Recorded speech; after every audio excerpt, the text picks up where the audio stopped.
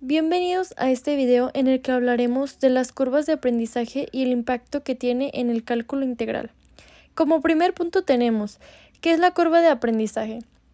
La curva del aprendizaje es un diagrama que indica lo que se ha aprendido sobre una tarea o actividad en un tiempo determinado, es decir, correlaciona el desempeño y el tiempo requerido para que se produzca ese progreso.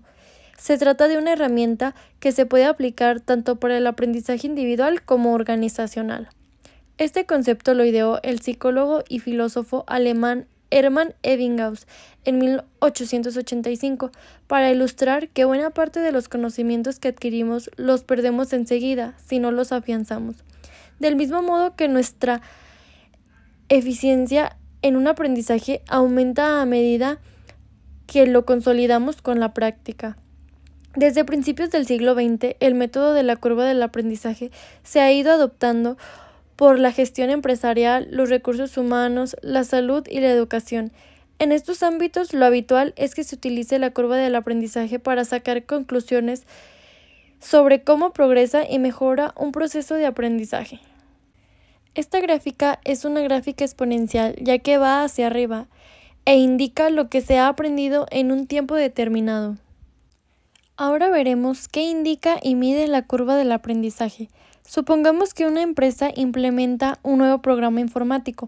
Con el método de la curva de aprendizaje, podrá visualizar de manera fácil el tiempo que ha necesitado el personal para saber utilizarlo, teniendo en cuenta que el eje horizontal representa el transcurso del tiempo, horas, sesiones, etc., y el eje vertical representa el progreso en la materia, respuestas acertadas, velocidad a la que se realiza la tarea, etc. A partir de la gráfica podrá obtener la ecuación de la curva.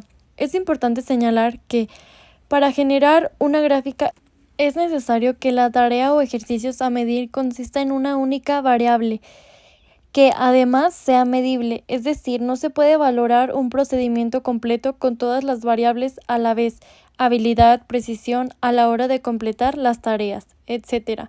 Estos modelos permiten evaluar en qué medida están funcionando los recursos que se están invirtiendo en tecnología, innovación, talento y procesos para poder tomar decisiones al respecto en función de los patrones y las tendencias que se identifiquen.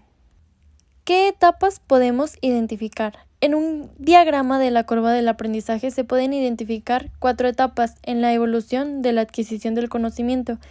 La primera etapa, que es la etapa inicial, suele ser la que presenta un crecimiento más rápido, cuando se dedica un tiempo a adquirir un nuevo conocimiento o habilidad. Lo lógico es que primero se aprenda lo básico y fundamental de forma rápida. La segunda etapa, que es la de ralentización. Una vez que se ha adquirido el conocimiento o el grado de habilidad estándar, cada vez costará más seguir haciendo progresos hacia la maestría o excelencia. La tercera etapa es la de meseta. En esta etapa, la ralentización alcanza su punto máximo de crecimiento y se estabiliza, sin que aumente ni disminuya el nivel de conocimiento o habilidad. En la cuarta etapa, que es la etapa de crecimiento, si sigue dedicando el tiempo al aprendizaje, se pueden identificar cuestiones en las que es posible profundizar, mejorar o innovar, de manera que la curva del aprendizaje volverá a experimentar un crecimiento. Los 3 tipos de curva del aprendizaje más comunes son los siguientes. Curva creciente. Indica que el progreso se inicia de manera lenta hasta que posteriormente se acelera. En este tipo de curva, cuanto mayor es su inclinación, mayor es también la velocidad de aprendizaje. En este sentido, hay varios factores que pueden acelerar el ritmo. Una metodología de enseñanza adecuada, las cualidades pedagógicas y el nivel de conocimiento del profesorado, la motivación del equipo, el contexto formativo, la relación que tenga la materia a aprender con conocimientos previos o que, por el contrario, se trate de un tema completamente nuevo en el que cueste entrar, pero en el que después se produce un aprendizaje exponencial. La curva decreciente. En esta curva puede representar un aprendizaje negativo o una tasa de progresión que, tras aumentar de manera rápida al inicio, disminuye con el tiempo. Los factores que la producen pueden ser muy dispares. El aprendiz no está dedicando el tiempo necesario a la materia y el plan de estudios no está bien diseñado. A partir de la adquisición de cierto grado de conocimiento es difícil seguir progresando, etc. La curva en S es el tipo de curva más habitual porque describe cómo se produce normalmente el aprendizaje cuando una persona se enfrenta por primera vez a un conocimiento o tarea. Al principio, el ritmo tiende a ser lento porque todo es nuevo. Sin embargo, cuando ya se ha adquirido una masa crítica de aprendizaje, cada vez cuesta menos tiempo seguir progresando hasta que finalmente la curva se estabiliza en forma de meseta.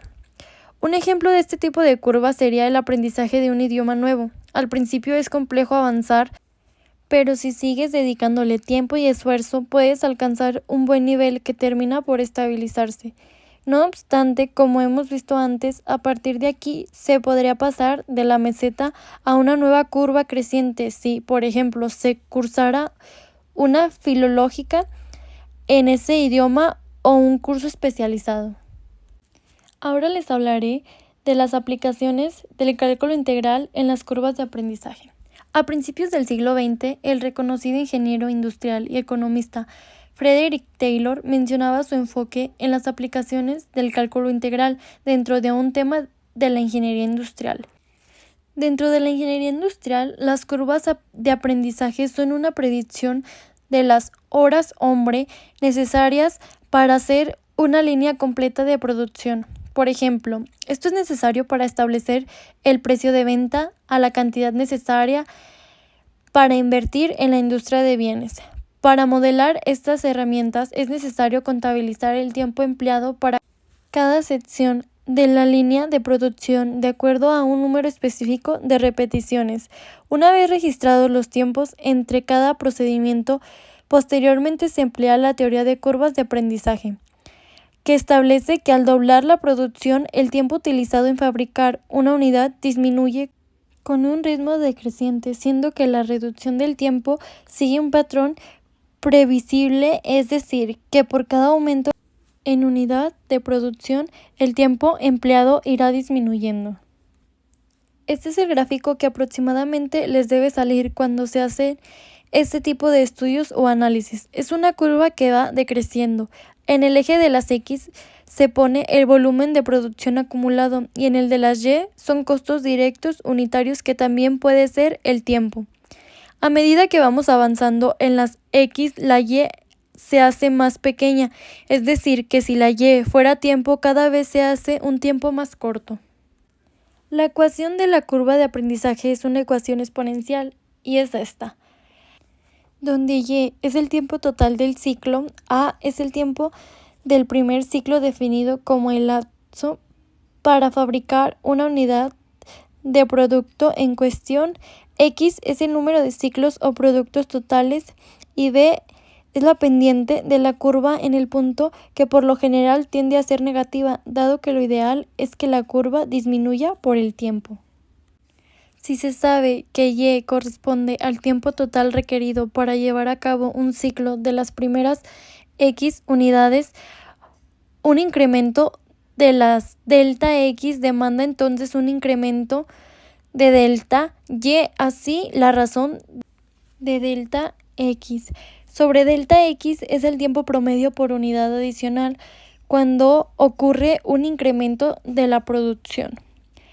El método de integración no se utiliza para saber la tasa de cambio en el tiempo, ni tampoco el tiempo empleado para cierto número de ciclos, sino que es el cálculo de cambio del tiempo que en términos de ingeniería industrial así se define.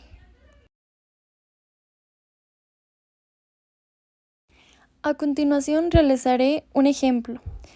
Después de ensamblar 80 celulares, un departamento de ensamblado de celulares estima que la curva de aprendizaje es de forma f de x igual a 5x elevado a la menos 0.50 y nos piden encontrar el número de horas hombre que se requieren a fin de ensamblar 40 celulares más. El problema nos brinda la información que se ensamblan 40 celulares adicionales. Esto quiere decir que C es igual a los 80 celulares iniciales ensamblados.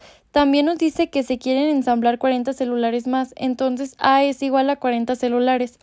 Necesitamos determinar el número total de celulares o ensamblarse, entonces D va a ser igual al número de celulares iniciales más el número de celulares adicionales a ensamblar, es decir, va a ser igual a 80 más 40 igual a 120 celulares en total a ensamblarse. Nos pide encontrar el número total de horas hombre. El número total de horas hombre es igual a la integral definida de C a D de la función de aprendizaje de f de x con respecto a x.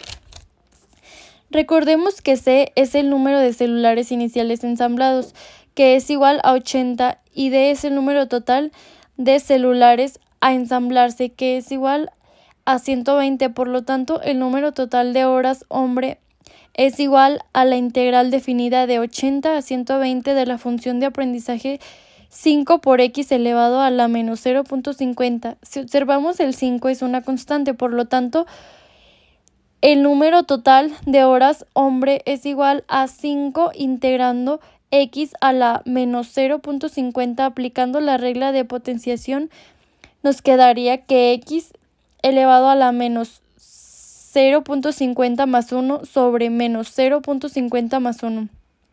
Evaluado de 80 a 120. Realizando la operación en el exponente, la variable x, y en el denominador, tendríamos que el número total de horas hombres es igual a 5 por x a la 0.50 sobre 0.50, evaluado de 80 a 120. Realizando la división de 5 entre 0.50, el número total de horas hombre es igual a 2.5 por x elevado a la 0.50, evaluado de 80 a 120. Aplicamos el teorema fundamental del cálculo. Entonces nos quedaría 2.5 por la evaluación del límite superior y nos queda 120 elevado a la 0.50 menos la evaluación del límite inferior, que resulta 80 elevado a la 0.50. Realizando la operación, nos quedaría que el número total de horas hombre es igual a 2.5 y 120 elevado a la 0.50 es 10.9545 y 80 elevado a la 0.50 es igual a 8.9443. Entonces realizamos la resta y nos da 2.0102, y eso lo multiplicamos por 2.5 y el resultado es 5.025 horas hombres. Con esto concluyo este video. Espero les sea de utilidad. Gracias por su atención.